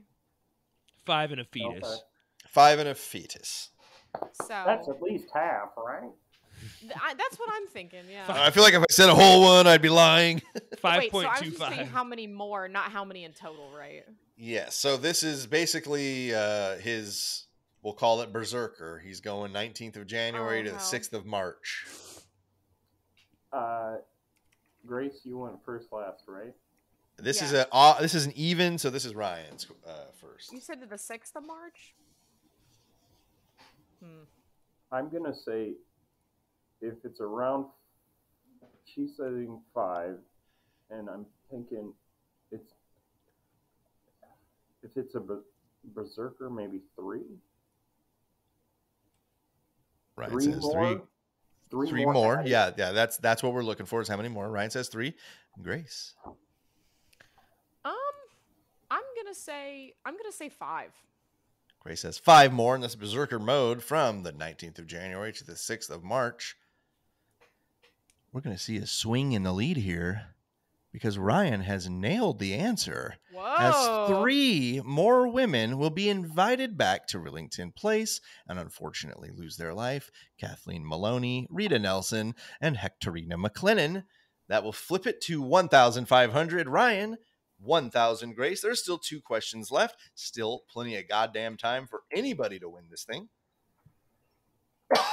But what a swing it was. Damn. It's a pick 6 right there, late in wild. the third. So, Maloney was a prostitute from the Ladbroke Grove area. Nelson was from Belfast and was visiting her sister in Ladbroke Grove. She was 6 months pregnant at the time that she encountered Christie. Christie first met McLennan, who was living in London with her boyfriend, Alex Baker, in a cafe. I always love to hear that, like these stories of the 30s, how fucking romantic that is. They probably just like, we got to wake up now and just bake for all of London, babe. Let's go.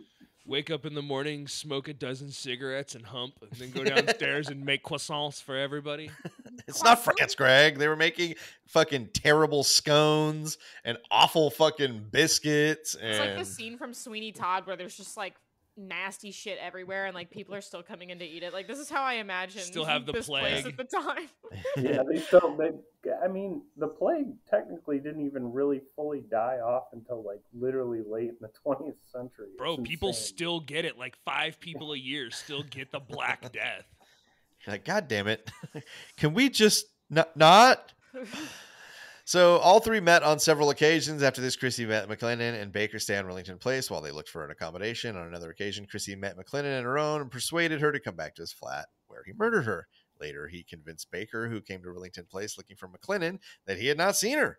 Christie kept up the pretend for several days, meeting Baker regularly to see if he had any news of McLennan's whereabouts and to help him search for her.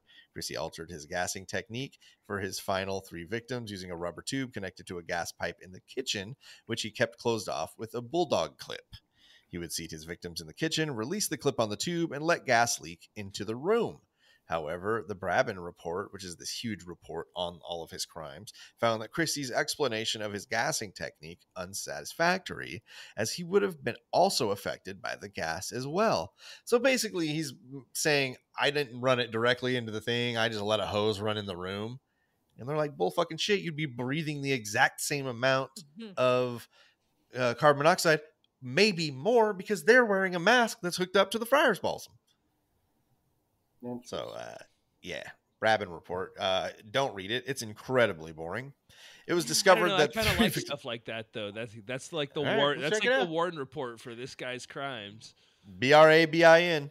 The gas would make his victims drowsy, after which Christie would strangle them with a length of rope. Like his previous victim, Christie repeatedly raped his last 3 victims while they were unconscious and continued to do so as they died. Christie gained a reputation for being a necrophiliac when this aspect of his crimes was publicly revealed during his trial. However, according to the account he gave to the police, he did not engage sexually with any of his victims exclusively after death. I'm going to read that again one more time for you. See if you can wrap your head around the sentence he gave him. He did not engage sexually with any of his victims exclusively after death. I'm not a necrophiliac because I did it while they were alive too. Right? Am I reading that correct? I think He did not engage sexually with any of his victims exclusively after death. Yeah. Like none of them were, I'm only doing it after they're dead. He was like, I do it when they're alive, and I'm still pretty ramped up. I'm gonna just go ahead and do it while they're dead too. So his dick does work. The on switch is just in a weird place. Yeah. Oh Lord! He's just going like, "Oh, Grandpa, oh, Grandpa, I have the power. like- I have the power." Yeah. It makes me wonder if he had sex with his wife's corpse too. Ooh. He's like, Oh "Just my lay there, God, and shut up." See, he's like, I can't get it Stop now. breathing. I can't get it up now. It's not me, it's you. Listen, here's the thing. normally A lot of works for things. me. a lot of things I like to dive into and really research and find out. And sometimes I don't make it into the show. It's just for my own curiosities. That wasn't one of them. Just didn't care. Just didn't care. They did a few times because she did become pregnant, but could have been not very much, it's At least one. Sexless marriages exist. After murdering each of his final victims by ligature strangulation, Christie would place a vest or other cloth-like material between their legs because he knew that they're going to leak, before wrapping their semi-naked bodies in blankets and stowing them in a small alcove behind a back kitchen wall. Greg's face is exactly how I fucking feel right now. Oh my god. I hate the way you phrase that. I mean, that was basically what he said though, because that was. Yeah, but he has sex with dead bodies, dude. Let's try to be better. In his eyes, he had made mistakes on the first ones.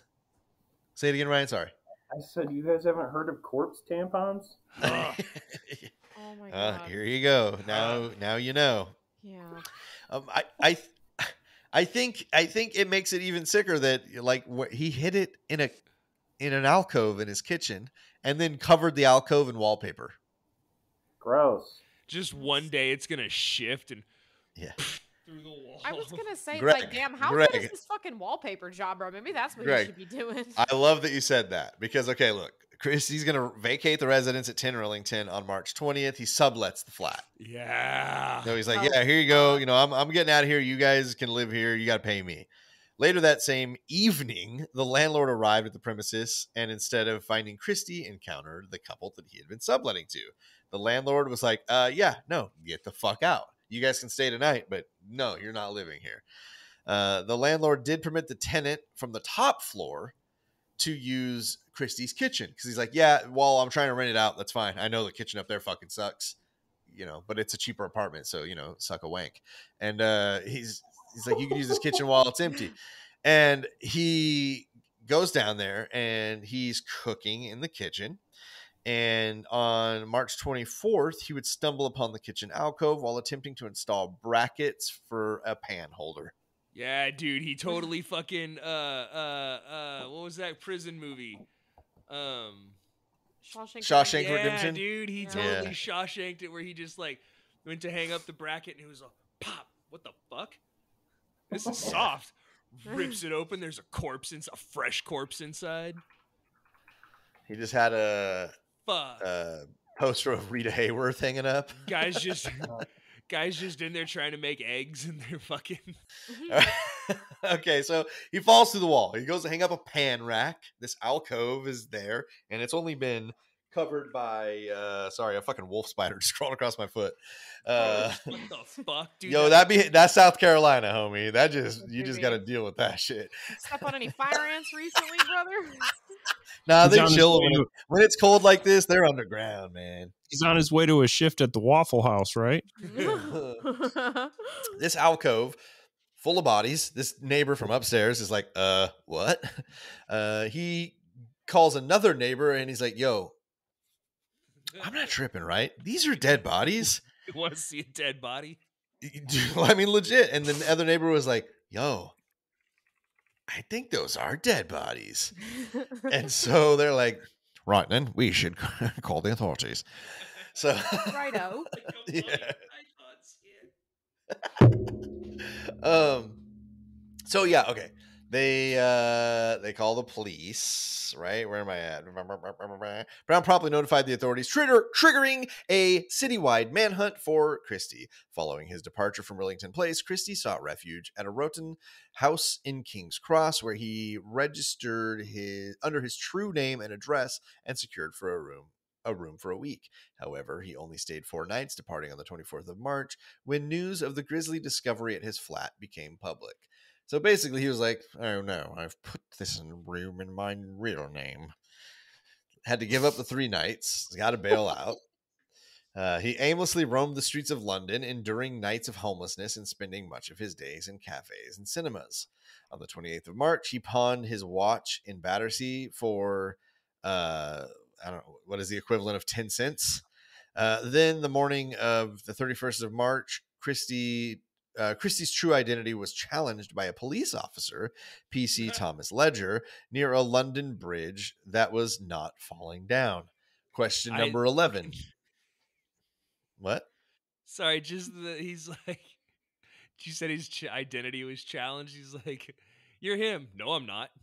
Yes, you are. It's not me. I'm telling you. That's basically, from what I understand, like exactly what happened. Okay. So, PC Ledger near London Bridge that was not falling down. Question number 11. What was the name of that bridge? Now, let me check something really quick before. Okay, yeah. This is perfect. The last one is a stab. And basically, no matter what happens here, it's going to be within stab range for winning. So, Fuck. yeah, it's be fun. Was it A, Waterloo Bridge, B, Putney Bridge, C, Lambeth Bridge, or D, Richmond Bridge? These are all very real London bridges. One of them is the bridge at which John Christie was finally confronted. You're him. No, I'm not. That's the place. Was it Waterloo, Putney, Lambeth, or Richmond? I believe this is an odd, so this is Grace's first. I want to say Putney. I'm gonna go with my gut because, god damn it. Go with the gut because, god damn it, Putney. Ryan. I'm gonna say the same. Can I do that? Yeah, absolutely, you can. Shit. You can, but if she's wrong, that doesn't get you any further ahead. I just feel like, but strategically, if either way, Even if it we're doesn't. both right, then he still wins. Yeah. That was the whole point of doing the odds and evens and doing it one way or one goes first and another. That's our new method with the Zencaster. It's brought a whole new strategy to the game. Exactly. I know, It literally has. good, yeah. Yes. Okay, Putney. Ryan says the same. You guys are both going to get points on that. It was Putney Bridge on the embankment leading to his arrest. Just sounds like a bridge somebody would be like, ah, shit, wrong bridge. It just sounds like York enough that I'm like, yeah. They caught me at Putney Bridge. Putney Bridge. Okay, so it's going to come down to the final question. We currently have 1,750 to 1,250. Grace will have to nail it to win. Which you've already done once. You've already hit it from half court once. It's not impossible. But Ryan just got to hang on. There is no multiple choice on it. So the closest two will be 250. So if Grace gets it right, she'll just come close. And that's all it'll be. But if she nails it, to the moon. Oh, shit. Okay, yeah, Putney Bridge. During the subsequent search, the police stumbled upon an old newspaper clipping about the remand of Timothy Evans among Christie's personal belongings. So he's keeping trophies of like the dude he got killed by framing him too, basically. They'll get newspaper clippings of it at least. During the police interrogation, Christie initially confessed to the murders of women in the alcove and his wife. However, when confronted with the discovery of skeletons buried in the back garden, he was like, nah, fuck, that was me too. In April of 1953, Christie confessed to the murder of Beryl Evans, a crime for which Timothy Evans had been wrongly charged and executed in 1949. Although he mostly denied killing Geraldine, Christie did suggest to a hospital orderly that he may have been responsible for her death as well. Whoopsie. One of those indirect killings where he just kind of like left her outside and she died of exposure. I truly do not know, but I fucking hate to find out. I was supposed to feed my baby? What? Oh, yeah. Well, here's the thing is I killed the wife and she was the one who knew how to take care of it. So it's not my fault. So it's real rough. It is believed that Christie chose not to readily admit his guilt in Geraldine's murder in order to maintain his defense of insanity, ensure his safety among fellow inmates. On the 5th of June 1953, Christie finally confessed to the murders of Edie and Fuerst, which helped the police identify their remains. Christie's trial, however, only focused on the murder of his wife, Ethel. It commenced on the 22nd of June 1953, taking place in the same court where Evans had been tried 3 times earlier. Christie pleaded insanity with his... What's that? 3 years earlier? Yeah, you said 3 times. Sorry, Yeah, yes, this is his first time on trial, right? Yeah, For these crimes. Yes. Christie pleaded insanity, with his defense arguing that he was mentally unstable and had a poor recollection of the events. Dr. Matheson, a doctor from HM Prison Brixton, who had evaluated Christie, testified for the prosecution. He described Christie as having a, quote, hysterical personality, but concluded that he was not insane, using the medical terminology at the time. So that was basically like, he's got a hysterical personality. He's a little kooky. I guess he did like hysterically fucking cry the last time. Like, there's a precedent, right? Like they were like, yes, I remember when he was here last. This behavior is very established at this point. He's a bit of a kook. He's just a little emotional guy. He just has big feelings. Okay. Yeah. That to me is probably the most interesting part of this entire thing, of this entire story of this guy, is that he sobbed when his like when he put Tim to like jail and all that. Like it like there's just some weird aspect of the mental capacity that this guy has to even pull that off, right? Yeah. I would have been D. I was not even fucking there that day. I think exactly. I have a theory. I think like maybe 100% agree he's a fuckface, obvi, right? Correct. But I think in his 250 mind, points. Particularly with how he dealt with his grandfather's death. I mean, he probably has some type of like distinction between someone who is alive in his brain and someone who is dead, right? Like he probably does actually have like a connection there that like, you know, people are people. He understands, and he just understands that he owns the power dynamic when the other party is no longer living. Especially since, you know, he strangles as well. Like that's a very emotional way to kill someone. It's very violent. It takes a minute, you know, it takes on average like 53 seconds to strangle someone, I believe. And that's it. Like you have to full effort the whole time, you know, like that's a lot. So maybe he's crying because he's like, damn, I'm the star of my movie and I got away with it. Holy shit. I am awed by my performance. How can I make the end of Timothy Evans' trial where he was like prosecuted and being sent to execution about me? Mm-hmm. Yeah.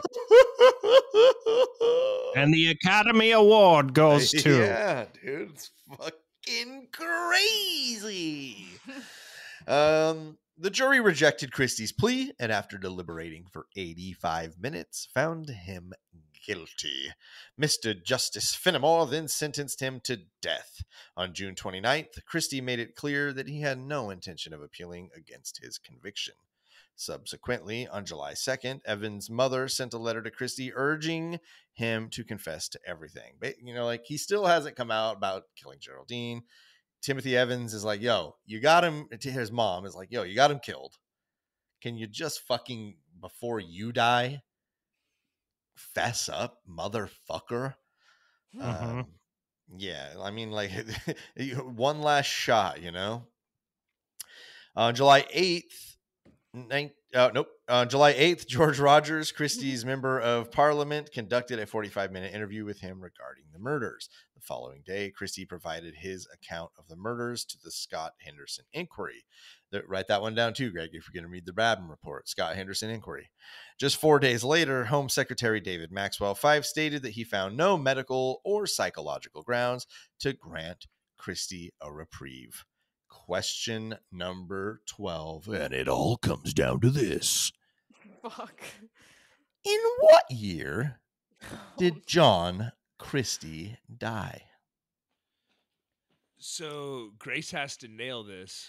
Grace must nail this answer in order to... But Ryan goes first. That is correct. I'm gonna... Okay, so... How does that work? Wasn't Well, I mean, it's his question. So, I mean, that's which he's just going to continue answering first. So, if you feel confident in his answer, or you like, basically, you need to answer differently than him. Like that it gives you an Fuck. elimination. I'm gonna say the Timothy trial was 50.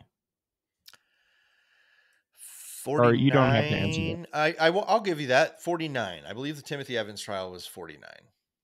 Okay, I'm gonna say 1953.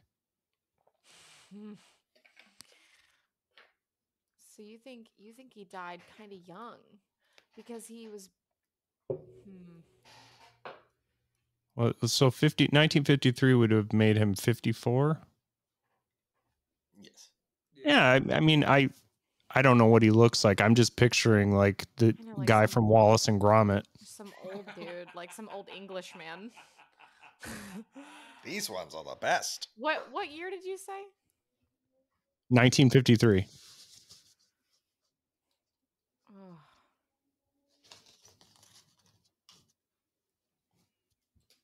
Oh.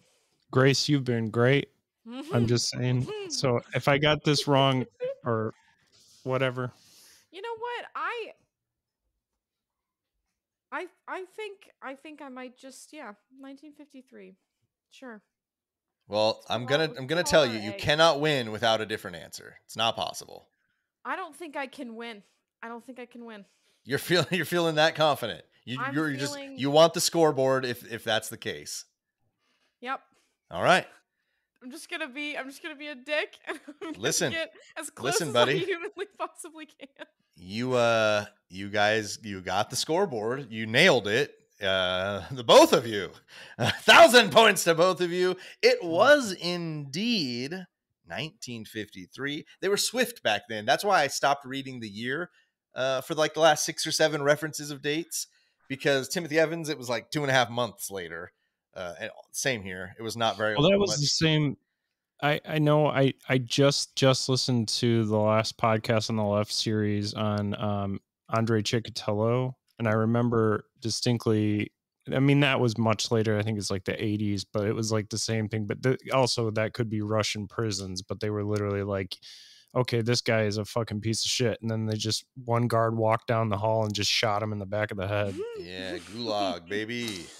I think so. I was looking at my notes and you said 53 and it had me tripping because the last date I wrote down that Jesse said was 1953. And I was like, which I intentionally did give once, but it was like, oh, okay, I'll leave this one. And then I'm going to reference 5 or 6 more dates just by the month and year. That's why when I was all July 8th, 9th, nope. Cause I left them in. I decided that like late.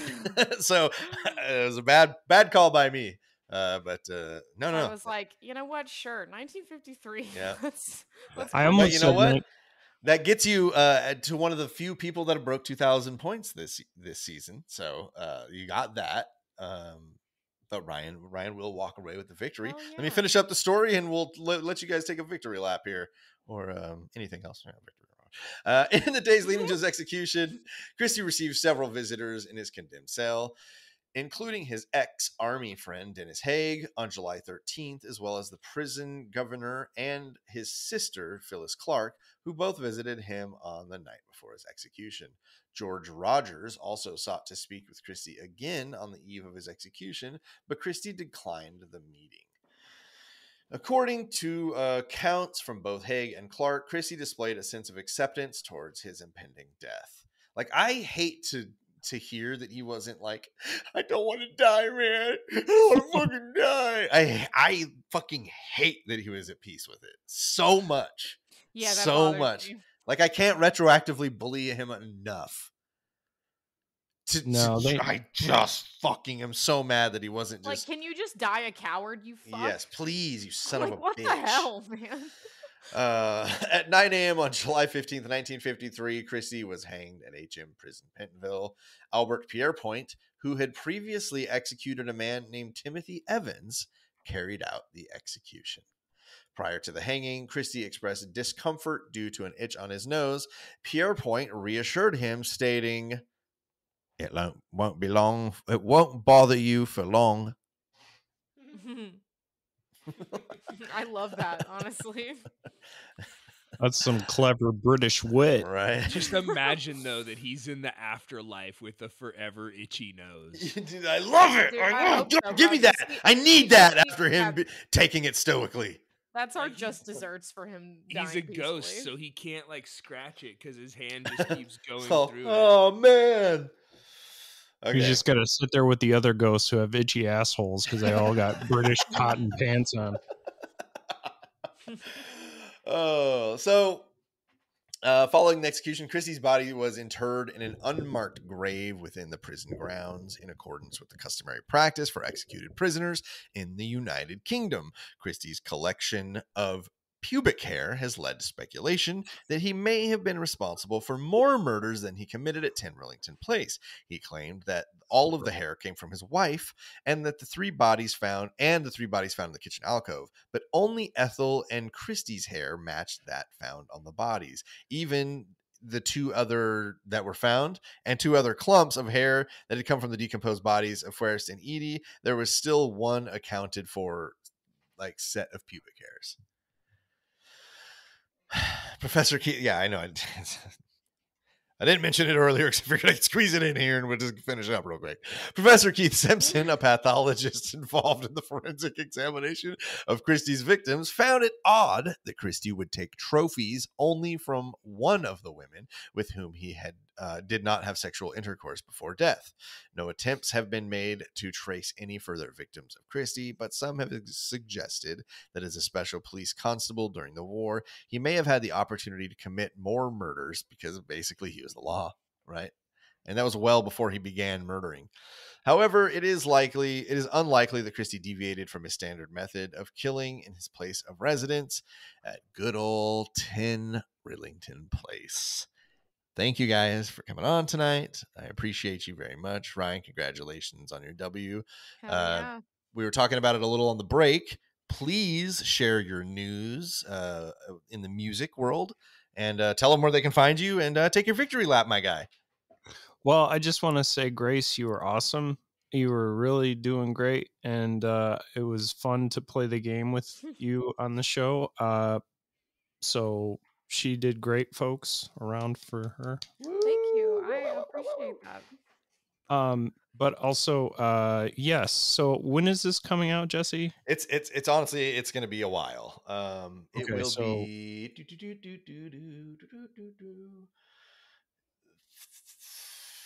January 26th. Okay, January Yeah. 26th. That's great. But give me the information. I'll put it on Instagram and social medias well before that happens. Okay, my band Glassfield had just this year, or previous year now, when this comes out in 2023, we recorded an album called Leave a Light On. It's huge, very important for me because it was basically during a crazy, huge transitional period in my life, and this was going through conspiracy therapy and even up until now. And I recorded at Electrical Audio, Steve Albini's studio in Chicago, and was able to get a hella drum sound that I wanted. And I'm super, super proud of this album. I worked with TJ Miller, who's one of my best friends. He's the vocalist for Still Remains and did a lot of screamy, heavy stuff.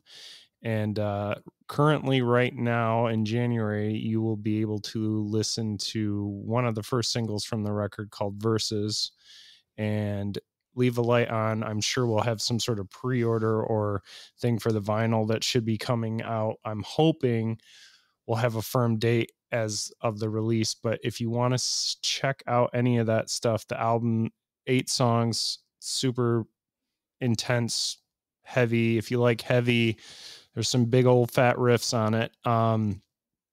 But lyrically, I did a lot of the writing of the lyrics too, which really came from the heart and from life experiences and shit I was dealing with. So Leave a Light On is really, for me, as kind of a letter to myself, but also to my kids. So it's very big thing for me. I don't know. I'll get emotional talking about it. But anyways, Glassfield, I can leave a feel light it, on. man, and I'm like so excited for it. I'm If you so want happy for you. If you want to give us like a sample of it, or even a whole song, we can put it at the end of the episode. And, Totally, yeah. And if you don't want to, I'll just cut all this part where we talk about it. No, you fucker. we get the masters like next Monday, so I'll send you one of the tracks that'll be up already to be like when this comes out. It'll be up on Spotify, all streaming services. So I'll send that to you guys. But yeah, no, this album's big deal to me. And also on top of that, I do the podcast, the NZZ podcast, history podcast. There's tons right as we're recording this, we just did an episode on the history of SpongeBob SquarePants. Nice. Very soon we're doing an episode on The Replacements, a band I love. And also we have an episode coming very soon about the history of Andrew Jackson, the pre-Trump, we'll say the 19th century Indian-loving Andrew Jackson. So yeah, you can check me out in Zanzizi and in the band Glassfield. I've done a couple Zanzizis. That's true. Some of the most fun I've had. I know I did. I said it like it was a little drug. Yeah, I popped a couple Zanzizis and turned the lights out, baby. That's right. No, it was a lot of fun, and we did. It was such a. So Greg and I were on for Stephen King. Yeah, I was gonna say, I did Zanzizi once, and we talked about Stephen King. And then I went on Zanzizi, and then for like 45 minutes, I had a French accent. That's right. That's right. Actually, yeah, we did Napoleon. We did Napoleon, and that movie comes out like next week. Yeah, boom. Go listen to that episode, and then go 2 months in the past and watch the movie Napoleon. There you go. Watch Joaquin have a French accent. Dude, I've had a very good time being on Zanzizi. It's such a fun show to listen to. It's like the ultimate when people are like, oh, I feel like I'm just hanging out with my friends, like Zanzizi podcast. 100% totally. Yeah, we just and because of how eclectic it is. Like you just said, what did you just say? Like, yeah, we're doing Andrew Jackson, and we did Jim Carrey and Stephen King. So yeah, I love that. That's why those people don't have a whole lot in common. Yeah, that's what makes it work. White guys. Well, Grace, it'll be tough to follow, but tell the people your thoughts on the show. If you want to share anything with them, it's your time to shine. Ryan, by the way, so really quick, I'm sorry, Grace. Thank you. I felt the emotion. I can't wait to listen to the music. Appreciate it. Grace, take it away. I don't have a whole lot. I just appreciate you guys as always, and it's always lovely to be here. I always like popping in. I was going to say I appreciate it so much because Grace filled in last minute. I shouldn't say last minute. I never technically filled the spot, but I worked hard to fill the spot, and I could not find somebody. And it wasn't that I didn't want to have Grace, but I was like, she was on 2 episodes ago. I don't want to bug her again already. But now you're just in the slot, big shoots. You're fucking stepping up when you need to, and I appreciate you. Yeah, no, I'm always open for it. You guys. Yeah, I really appreciate it, man. I appreciate both you guys so much. About to have a run as the new Bigfoot. Yeah. You got that Bigfoot? Where you at, fella? We need you out here on the show. Dude, we need to have both me and him. I love that. I'm gonna work it out. Get the gang together, man. Yeah. Hey, how'd I do with my boom arm just breaking live on recording there? The fact that we're on individual tracks. It's just I fucking. didn't even notice until you were already holding it. I was just like, oh, interesting style choice from you, Jesse. Just freestyling over here. Freestyling. Ryan rolling through it like an absolute professional, though. Yeah, I was gonna say. I know he's just like it's like fucking. It's one of my favorite scenes in cinematic history is when Ernest goes to prison, but it's when he's on the jury and the pen breaks in his mouth. The trial continues to go on around him, but a pure pandemonium takes place in his juror chair as the ink from that exponentially grows and spreads across his body. It's one of the fucking. If you guys have not seen Ernest Goes to Prison, you don't need to. Just look up that one scene. fucking gold, dude. It's so good. It is really good. Thank you guys so much. Thank you, Hella Greg, as always, for doing everything you do. You're the man for a reason, dude. And again, Greg, maybe sometimes, listen, buddy, I don't say it enough, but you do a great job.